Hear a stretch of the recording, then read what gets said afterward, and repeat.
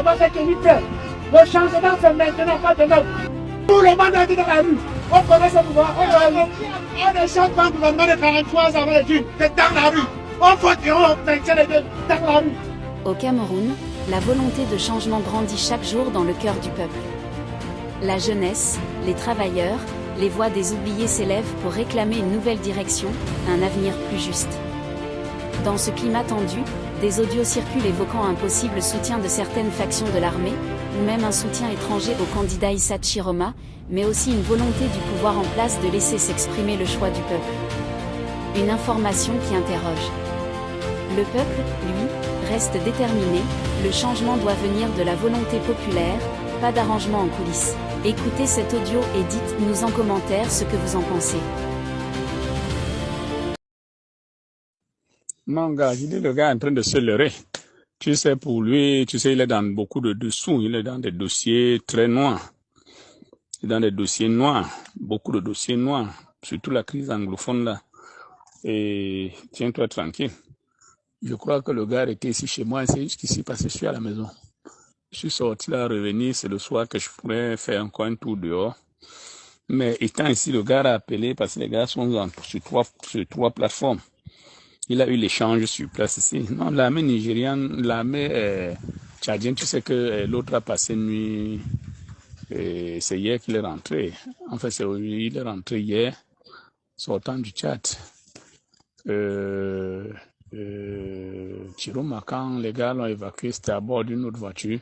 Parce que quand les gars ont encerclé, les gars qui ont des voitures comme les Yango étaient une voiture fumée. Les gars l'ont évacué par là, ils sont partis. Il est allé rencontrer le président tchadien. Il est revenu donc peut-être avec une garde spéciale et une garde très rapprochée de lui, c'est la garde tchadienne. Les gars sont entrés avec lui et la recommandation du président tchadien, c'est qu'il ne doit pas être ailleurs que chez lui. Le gars est entré chez lui et les gars sont postés plutôt dans la toiture. Les gars sont postés à tous les angles de domicile de Chiroma. Et il a tenu ce discours présidentiel. Et apparemment, il y a la France qui a interpellé Biya. Mais le président Paul Biya dit qu'il n'est au courant de rien. Qu'il ne sait pas que son armée s'est déployée pour une quelconque ville. Alors, il dit que vraiment, là, on a interpellé de revoir ça. Donc, le soir, au journal de 17h ou au journal de 20h, et il faudrait qu'il fasse une déclaration pour limiter les dégâts parce que les hostilités, telles que les gars ont parlé en foufoudé, le gars m'a traduit ça, il a dit que non, que les gars font ce que sur Yaoundé. Et il y a l'armée centrafricaine qui est déjà non loin de Garoua-Boulaye. Les gars arrivent et disent que destination c'est Yaoundé.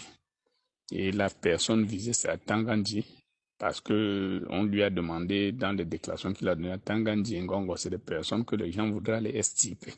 Il y a 3 personnes qui sont visées dans un premier temps. Tangandji, Ngongo et Chantal. Oui, Biya dit, il a clamé son innocence. Il a dit que lui, en tant que président, chef des armées, il n'est au courant d'aucun déploiement quelconque. Et que jusqu'ici, il est très tôt. Mais si les sondages donnent Chiroma favori, mais qu'on laisse les trucs aller jusqu'au bout et que c'est celui qui a pris, effectivement, il faudrait que la volonté du peuple soit exprimée cette fois-ci. Cette fois-ci. Je te dis, donc là, c'est des sources un peu très indiscrètes qui nous servent ça donc à partir de 17h. Jusqu'à 20h, 21h, si vraiment les gens ne sont pas très intelligents, ce serait vraiment un bain de sang à partir de Garoua jusqu'à Yaoundé. Ça va faire très mal, très mal. L'attente autour de la proclamation des résultats électoraux suscite inquiétude et incertitude. Alors que l'opposition évoque des irrégularités et appelle à la vigilance, le pouvoir, lui, appelle au calme. Sur le terrain, la tension monte, les forces de l'ordre sont déployées, les populations retiennent leur souffle. À mesure que l'annonce officielle approche, le pays retient son souffle, redoutant des débordements. Le Cameroun est suspendu à un verdict qui pourrait raviver des fractures profondes. Si vous avez aimé la vidéo, n'hésitez pas à vous abonner, à liker et à commenter pour ne rien rater de nos prochaines vidéos.